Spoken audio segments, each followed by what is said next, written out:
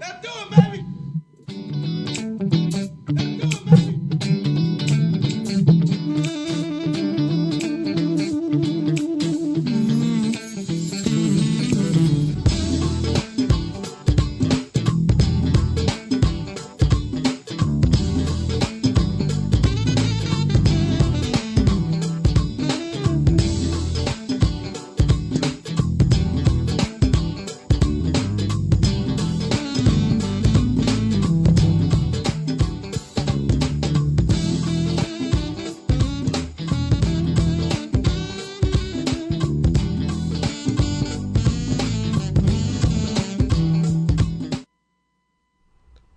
Hey, what's happening?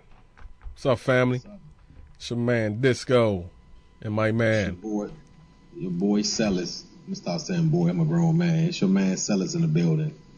Welcome to Lounge Talk Live, the hottest show on the internet. At least that's what they say. Starring your boys. What's up, dog? Ain't nothing, man. Chilling, you know what I'm saying? Hoping my man can close me eat out tonight. You know, Yeah, Big Dirt. They might pull that joint off, man. It's been a week, man. Where the hell you been at? Where I been at? Yeah. Nigga, I've been sitting in front of this computer waiting on you. A whole week? A whole week, bro. I ain't even moved. Hey, man, I've been here, man. I don't know where the hell you been at. What's up, family out there? Miss Mita, Big and Tasty. What's happening? Thank y'all for tuning in as always. Tonight's show, we're going to talk about kind of a touchy topic among some. First of all, let me say, I really don't like to talk about religion and churches and that type of thing because it sparks some different views and opinions, and a lot of people tend to turn on you when you're talking about those type of things. But tonight it is what it is, and I can care less. Tonight we talking about mega churches. Is it really a place of worship, or is it big business? To me, I honestly believe that it's a big business. Mega churches, they building these big super churches costing $3-4 million, stadium size joints. You know what I mean? You can have a whole concert in that joint. You know what I'm saying? And is it really necessary to have a church that big? Well, I mean, you got enough members, you got to put them somewhere. What you gonna do? Have service Sunday like 9 times? 7 o'clock service, a 9 o'clock service, 11 o'clock service, or 1. You know what I'm saying? So they build them big to accommodate everybody, man. And most of them churches, man, they holding daycares, schools. But you know what? They got little separate buildings for them joints, man. They not being held all inside that school. I mean, inside that church. Yeah, some of them do. I mean, some of them got hair salons in the joint. You go 2 doors over, you can buy an automobile. You know what I'm saying? So it's like it all depends on what you're looking for, man. It's like basically the preacher done became hustle man. You know what I'm saying? Man. Open up his robe, he got socks, watches. You know what I'm saying, man? So it just depends. So let me start off with this. First of all, what type of church? How about this? Have you heard of some of these churches? You got to have a credit check to get up in them joints before they accept you in there. Nah, bro, I ain't heard that. I guess I'll never get accepted. Yeah, man. They got some churches, man. You gotta have a credit check, man, to get up in there. Some churches they sending you emails or letters saying that you didn't pay your tithes this month. What's that about? Why are you hawking my tithes, man? Why are you keeping track of my tithes? What I pay? Well, they gotta keep the lights on. Huh? They gotta keep the lights on, man. So who gonna pay for the lights? The pastor don't pay for the lights. The people do. When they passing that plate around 4-5 times for a different type of fund. Send this boy to college fund. Pastor needs some new slippers fund. The church needs a new paint fund. Come on, man. Yeah. So is it really necessary for you to contact me to tell me I didn't pay tithes this Sunday? Why is that? But see, the problem is that you signed up for that church, man. So you signed up for whatever type of rules or regulations they might have. You ain't paying your tithes, man. You don't keep coming in and sitting in our pew. But there you go, see? And that's another thing I'm getting to. Should there be rules and regulations going to church? Why I can't come in my jeans and T-shirt and some Timbs and sit down and get the word? You can get the word. Huh? You don't got to become a member. You don't got to become a member. You can get the word. You know what I'm saying? But I guess, but they're saying is, man, if that word is so good and it touches you so bad, maybe we can move you to take your wallet out your pocket and drop a few dollars in this basket. What's up with church having ATMs in the jump? But bro, I ain't never seen an ATM in the church, man. Shit, man. Look, Slim, let me tell you something. I know a church that got its own bank in the jump. Its own bank, man. It's a church that has its own bank credit union inside. Well, it says in God we trust. So, I mean, you know what I'm saying? In God we trust. What message put is your that money sending, right man? here. What He's saying, man, don't put your money in PNC. Don't put your money in Bank of America. Put your money in God you trust right here at this church. We're going to hold your money for you. What type of message is that sending to people, though? Is that really necessary? Nah, but some people feel like when they put their money in that church that their money's in God's hands and it's good. You know what I'm saying? Only problem they probably run into when it's time to get that money back. But my thing is, man, if hold on, let me start off with this. First of all, do you believe that it's necessary to go to church in order to be saved and to get deliverance and to go to heaven? And do you think it's necessary? Nah, I don't think it's necessary, man. I mean, those are some things that were just created over time, man. But I believe that you don't have to go to church to be saved and to get into heaven. I mean, you go to church because the man is giving you a word, or maybe you don't feel like reading the Bible or whatever. He's preaching to you. He's giving you something, you know. But you don't have to go to church to be saved. I mean, nobody knows this, man. I mean, true story, man. This lady, man, I was working as a restaurant manager, and she came in for her daughter. Daughter was in maybe her 20s or something. And the lady was like, "Are you saved?" Off the break. She said, "Are you saved?" I said, "No." She said, "You're going to hell." I said, "Well, how do you know? You just going to hell?" And the girl like, "Well, excuse my mother." And I'm like, "Damn, did you die? And then you came back and you realized, I mean, how do you, I don't know, man. People, man, sometimes, man, they don't know, man. How you Nobody knows what happened in the afterlife, man. You don't know where you're going at.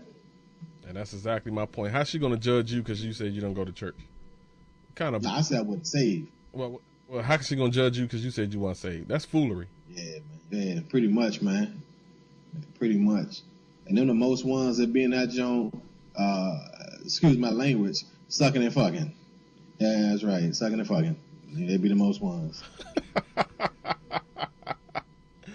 You're right though. I mean, them be the ones, man. Then you got some females, man, coming from the club going straight to church, same outfit and everything, man.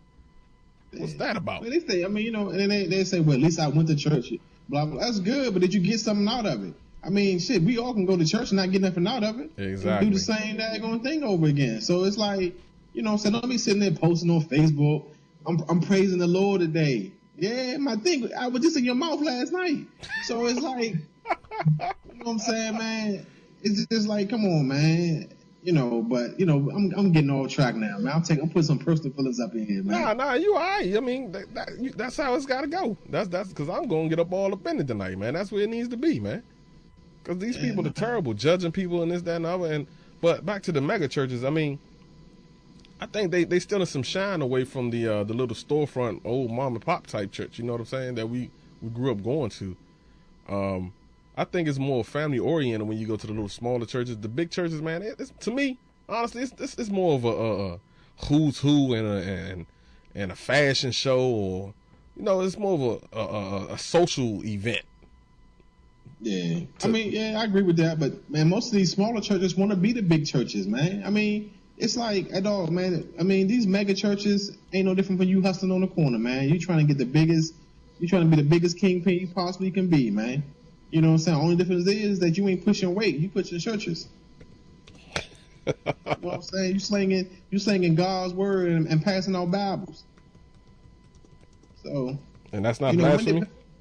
Yeah, man. When the pastors start getting involved into politics and telling you who to vote for and all that other stuff, you know why? Because they're getting money from that, man. They got this. You know, it's a business, man. You know, they doing movies and shit, man. I mean. Come on, man. Get back in the church, man, and give me the word, man. I ain't trying to see you on the screen. Right, and that's exactly what I'm talking about. And how about these pastors making like millions, man, riding around in jets? First of all, why the hell does a pastor need a jet? Why he can't fly American Airlines like everybody else? Right. Helicopters. What's that about? And that's another case I've seen is that pastors buying their kids Range Rovers and Benzes. Wives driving driving Lexuses and all that. I mean, okay, that's cool, Right. but why off the church dime though? That's where it's coming from. Right. With like 80% of your church members struggling. But you eating Exactly. good. Exactly. You eating good. You got that 20-ounce porterhouse steak right in front of you, eating real good. And that's what I'm talking about, man. And it's like Sister Murray down front, she done gave her last dime to catch the bus to church. It took her 2 hours to get there, but you roll out in your Maybach, and she can't even get nothing. You know what I'm saying? Right. Can't even give her a ride home. That's crazy. That's crazy. I'm not understanding that. How did it end up going in this direction, man? It's foul. It's wrong. Yeah. If you ask me. Yeah, we need to treat church like an NFL lockout, man. Stop going, man. Start getting back to the table and negotiate. Because I'm trying to figure out where all this money going for. Exactly. You know, you put out the money. I don't understand. You got to keep the lights on, keep the AC running. That's cool. I respect all that, man. But Joe, when you got like 65 staff members, man. I mean, I know everybody ain't doing free volunteer work, man, because for the Lord, somebody getting some dollars. Right. Exactly. And another thing I kind of have an issue with is, okay, I don't really, well, I haven't been to church in a minute, so I'm not going to say that, but okay, the pastor's giving out turkeys and this, that, and the other around Thanksgiving time like they Nino Brown, but and I had this debate with somebody. They said, well, my pastor donates a lot of food, or my pastor donates a lot of clothes to the homeless shelter. He has to do that. You know why he has to do that? Because he can't be in a position where he looked like he's not doing anything. You see what I'm saying? He has to portray that he's doing something. So what's the easiest way to portray that you're doing something? Give food to the what's that, Goodwill. On Thanksgiving time, hold a turkey dinner, passing out turkeys or something like. Man, they don't even pay taxes for one, so that's money that they got set aside 2-3 times a year. Look at how many times people go to church in a year, and they banking all that bread. Yeah, but you know, at the end of the day, I mean, it's not even a load off the pastor's back, because you know most of the time you're going around to other business trying to get them to donate something. You know, Exactly. they drop it off to the church, and then you stand up talking about, look what we raised. We